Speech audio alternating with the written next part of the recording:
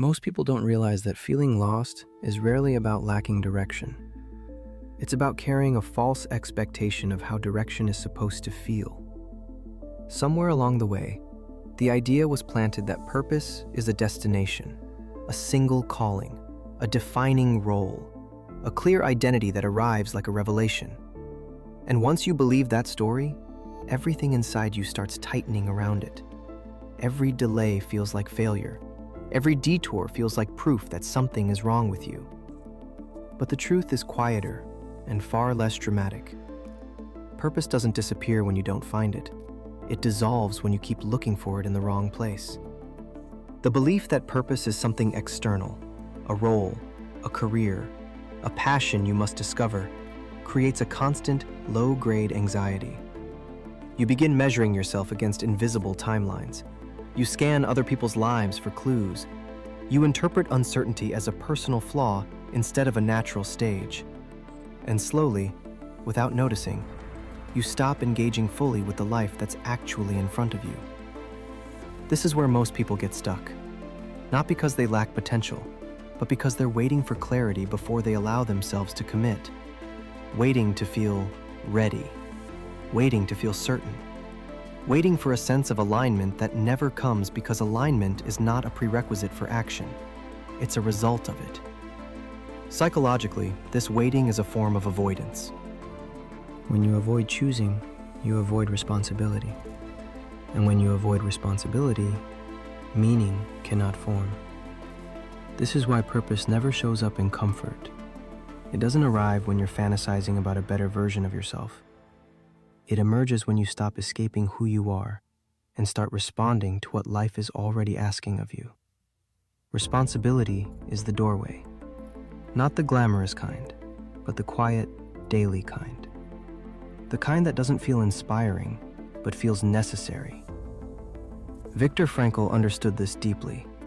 He didn't describe purpose as something you chase. He described it as something that reveals itself through engagement, through how you respond to suffering, to obligation, to the weight of being alive. Meaning is not found by asking, "What do I want from life?" but by answering, "What is life asking of me right now?" That shift changes everything. Because once you stop searching for a perfect calling, you begin to notice something uncomfortable. Purpose often feels heavy. It carries responsibility. It demands consistency. It requires you to show up even when motivation disappears. This is why so many people abandon paths that were actually meaningful, not because they were wrong, but because they expected purpose to feel good all the time. But meaning is not comfort. Meaning is commitment. If something feels weighty, that doesn't mean it's misaligned. Often it means it matters. The expectation that purpose should always feel energizing is one of the biggest illusions people carry. Real purpose stretches you. It exposes your limits. It asks you to grow into someone capable of carrying it. This is also where another trap appears, confusing purpose with an idealized version of yourself. Many people aren't chasing meaning. They're chasing an image, a version of themselves that looks successful, admired, validated. Social approval quietly infiltrates the definition of purpose, and suddenly, meaning becomes performance. You begin choosing paths based on how they'll look, rather than how they'll feel to live inside. And the cost of that is subtle but devastating. You lose your voice through emotional editing. You begin filtering yourself to maintain an image. You start betraying small truths to preserve external peace. Over time, this creates an internal split. You function, but you don't feel grounded.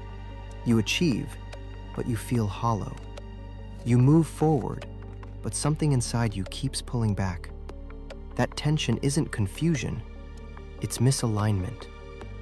Purpose doesn't ask you to become who you should be. It asks you to be who you're willing to be consistently. And consistency is where most people hesitate, because consistency removes the fantasy. It replaces imagined futures with real effort. It reveals whether you're committed to the work or just attached to the idea of being someone meaningful.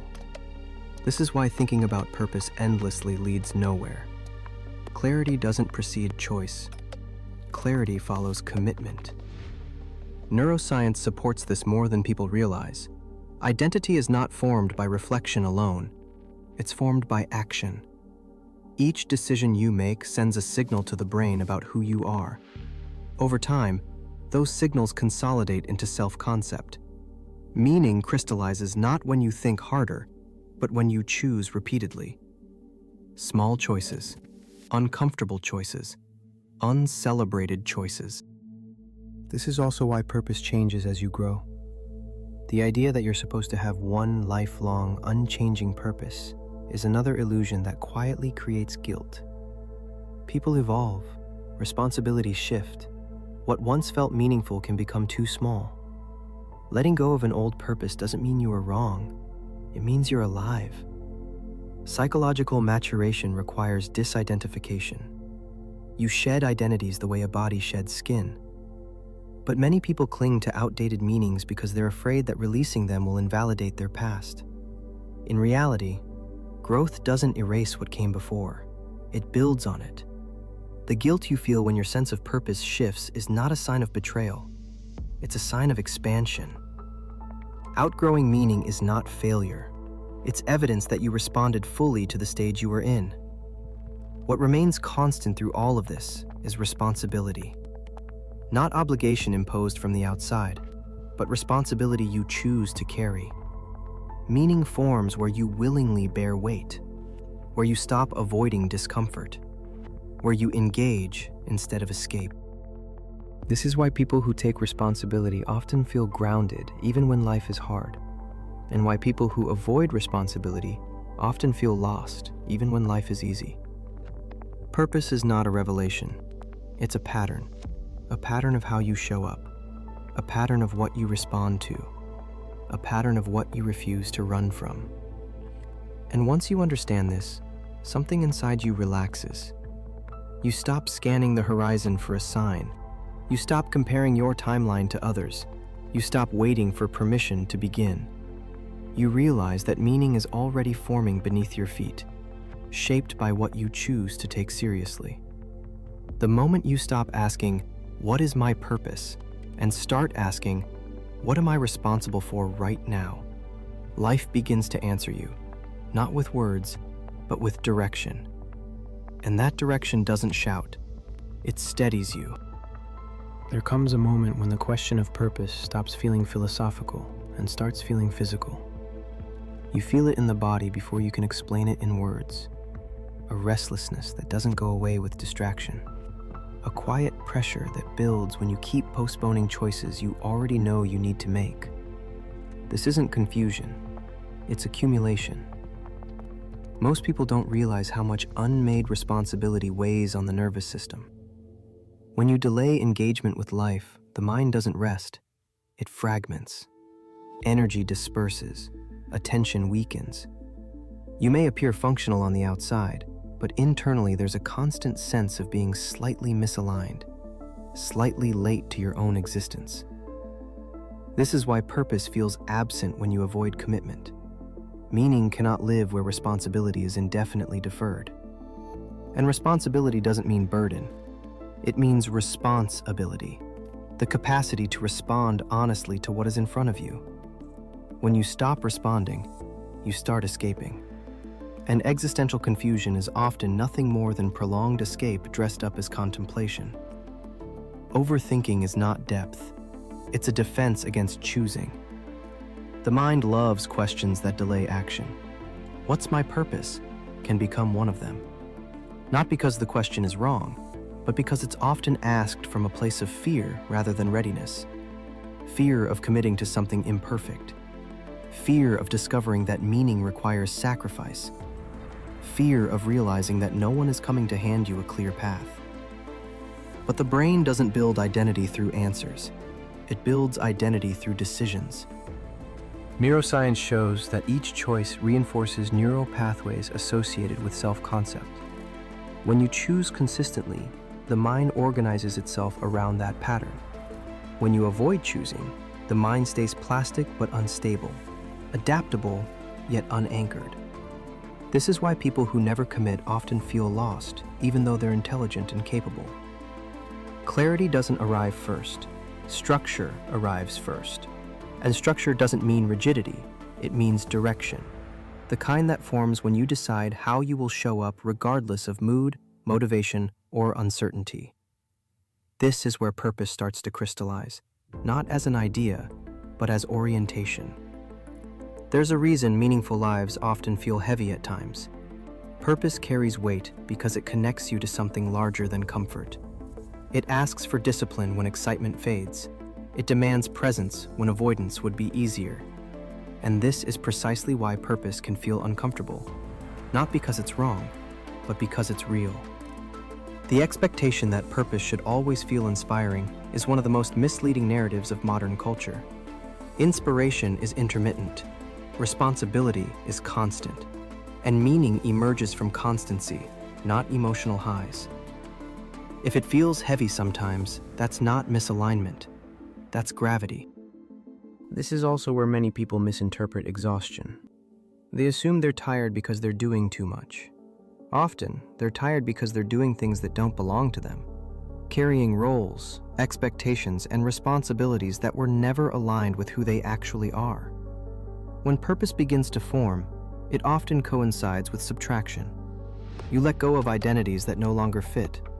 You release goals that were built on comparison. You stop explaining yourself to people who benefit from your confusion.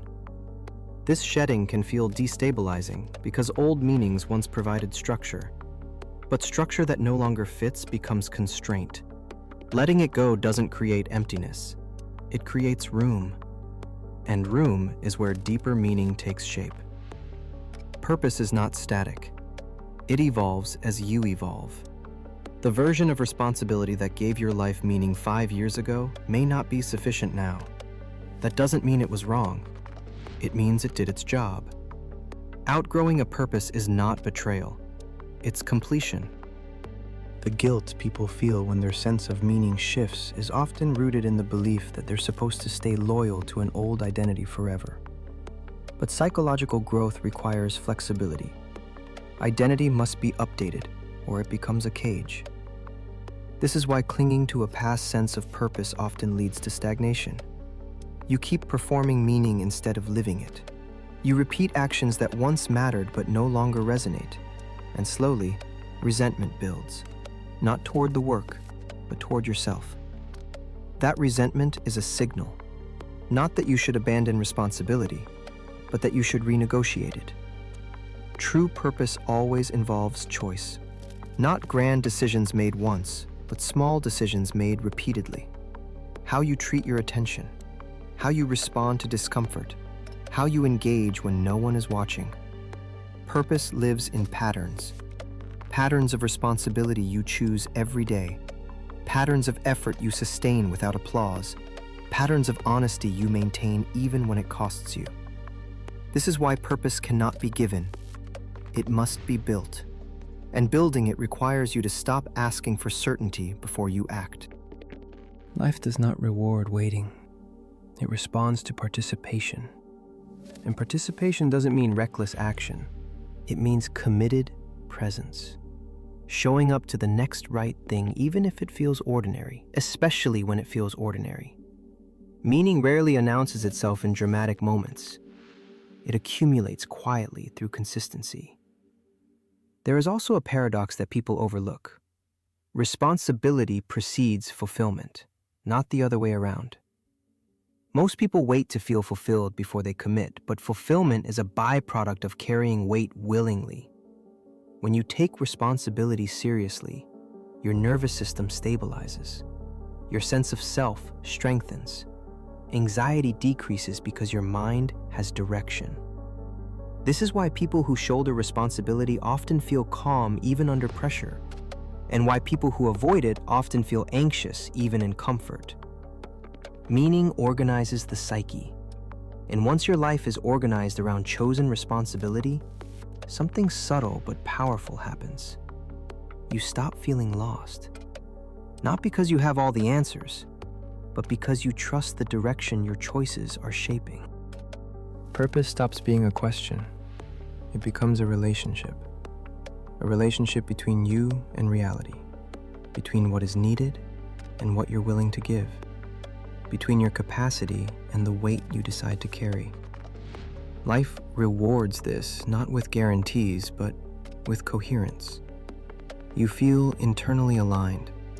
Decisions become clearer. Regret loses its grip. Even suffering feels different, less pointless, more instructive. And perhaps the most important shift is this: you stop asking whether your life matters. Because when you take responsibility seriously, meaning becomes unavoidable. You are no longer waiting for a revelation. You are living one, slowly, quietly, consistently. And that is how purpose is built.